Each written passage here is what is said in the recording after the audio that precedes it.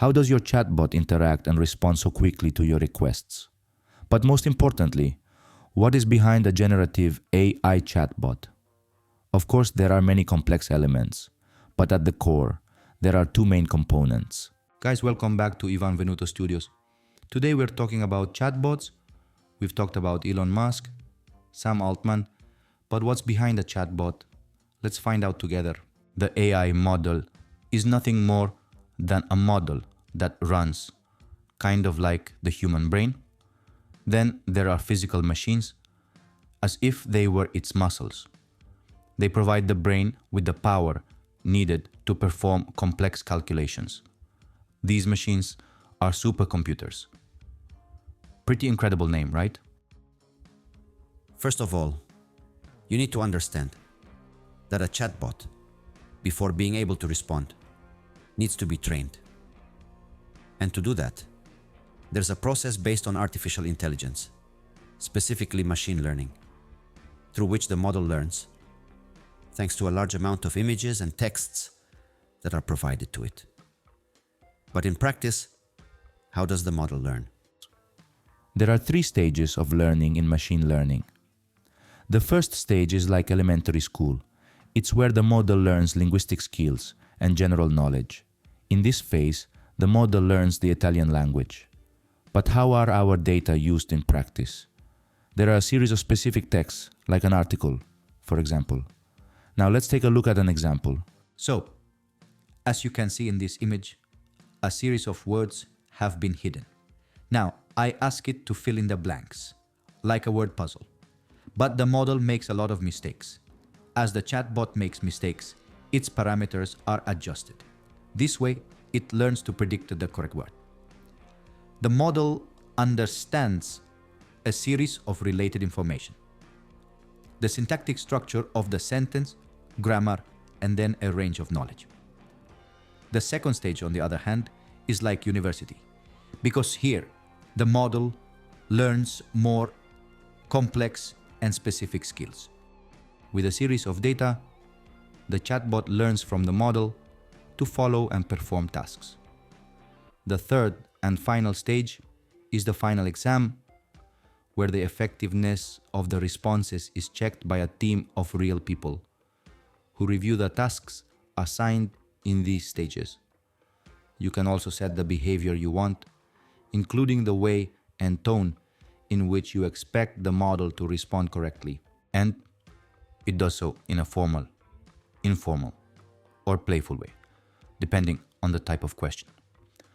Once we are satisfied with the learning, the model is ready to be used. And be careful, it won't learn new information unless there's a subsequent update. So, be aware, chatbots don't search for answers on the internet. They generate responses thanks to their own model and their own brain. If I had a lightweight generative chatbot, meaning one that can only perform certain functions, I could make it run on my PC connected to the internet. Technically, it would work, just like supercomputers that use very powerful engines and muscles. Their computing power is used to understand what we write and to formulate responses, which technically translates into data management and the necessary operations. But how do they understand our language? The bot breaks sentences into building blocks, meaning individual units, which are called tokens. In fact, it's said that the bot tokenizes. Let's take an example. What recipe can be made with these ingredients? It breaks down the sentence, dividing it word by word. So for it, there are 8 tokens. This way, it's easier to analyze and recognize the most important parts of speech. In fact, the next step is to identify the most relevant building blocks, meaning the key words. To answer the question, it will have to dig through the drawers of its memory. Then, in reality, there are many more complex steps to take. Next, the chatbot selects the most important data related to the question we asked from all the data it gathered during training. It organizes the information into a logical structure, combines the sentences, and generates the text. Multinational companies have the power to process billions of data points per day, with billions of operations every day. A chatbot is an AI-based program that simulates a conversation with human users, primarily through text, but it can also interact via voice. There are different types of chatbots, but the more advanced ones rely on machine learning and deep learning models, enabling them to understand and respond in increasingly sophisticated ways. Basic functioning: user input. The user sends a message, which can be a question, request, or even just a word. The chatbot receives this input in text form. Natural language processing, NLP. Once the message is received, the chatbot uses NLP algorithms to understand the content. This means it analyzes grammar, context, and determines the user's intent. Tokenization. The chatbot breaks the text into tokens, small units of meaning such as words or phrases. This process helps the system analyze each part of the message more efficiently. Response. Search. After understanding the question or request, the chatbot looks for an answer in its database or generates a response based on the data and machine learning algorithms it has been trained on. Generating the response. Based on logic and context, the chatbot constructs a reply. It can pull from pre-programmed responses, as in simpler chatbots, or generate real-time personalized responses, as in advanced chatbots based on models like GPT. Output to the user. The response is sent back to the user. If the chatbot is well designed, the answer will be relevant, natural, and contextually appropriate. Types of chatbots. Rule-based chatbots. These chatbots follow a predefined set of responses. They can only answer specific questions, and if the user deviates from the preset flow, they often fail to respond adequately. AI-based chatbots like GPT.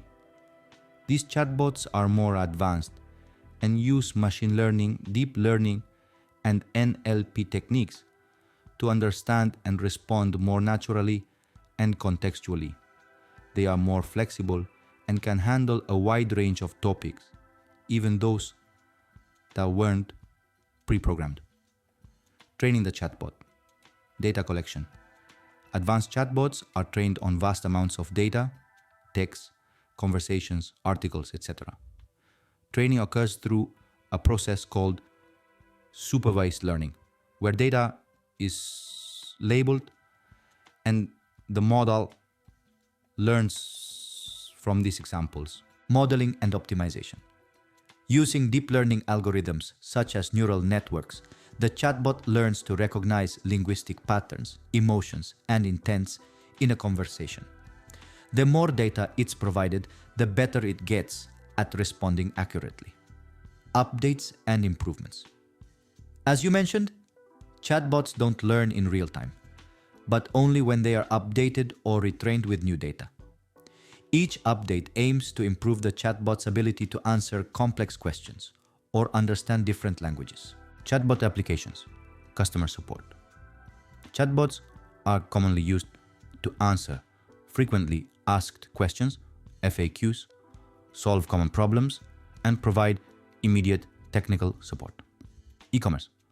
Many chatbots are integrated into e-commerce websites to help customers find products, complete purchases, or receive personalized recommendations. Social media. Some chatbots are integrated into platforms like Facebook Messenger, WhatsApp, and others, where they assist with customer service, provide updates, or even help with booking services. Healthcare. In healthcare, chatbots are used to offer basic medical advice, schedule appointments, or provide reminders for medications. Entertainment. Chatbots are also used in gaming and entertainment to engage users with interactive stories or trivia, adding a layer of fun to user experience. How do they learn? Training process. During training, the chatbot is fed large data sets of conversations, books, articles, and sometimes even structured data. It learns to recognize patterns in the language and how to predict or generate appropriate responses. Context, understanding. More advanced chatbots, especially generative models like GPT, are designed to understand the context of a conversation over multiple exchanges, meaning they can maintain the flow of a dialogue better than earlier versions. That's all for today. I hope this video was useful to you. See you in the next video.